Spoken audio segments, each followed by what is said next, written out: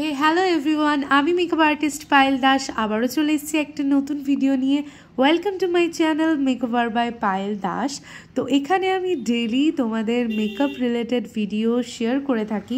তো যারা যারা আমার চ্যানেলটাকে নতুন দেখছো প্লিজ আমার চ্যানেলটাকে একটু সাবস্ক্রাইব করে নিও। চলো স্টার্ট করা যাক। সেদিন ছিল 2 জুলাই আর আমার 2 জুলাইয়ের মিষ্টি ব্রাইড ছিল পূজা। ওর বিয়ের লুকটা তোমাদের সাথে শেয়ার করেছি। আর সেদিন ছিল রিসেপশন, তোকে রেডি করতে চলে গেছিলাম।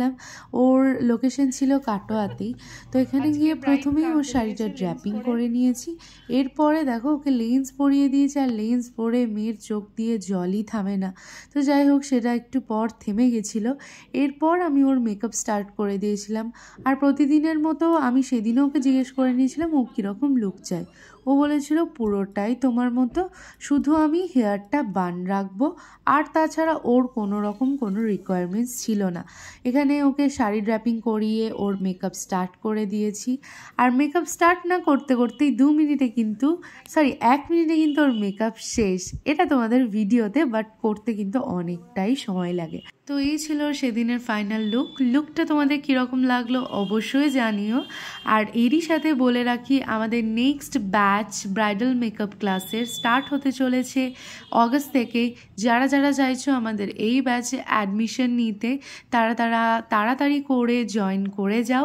আর সমস্ত ডিটেলসের জন্য আমাদের অফিসিয়াল নাম্বার 9064315418, এই নাম্বারে কন্ট্যাক্ট করো। এই নাম্বারে কন্ট্যাক্ট করলে তোমরা সমস্ত কিছু ডিটেলস পেয়ে যাবে। তো এরপর চলো ওর কাছে থেকে জেনে নিই ওর কিরকম লাগবে। এত আসতে বলো, শুনতে পাচ্ছি।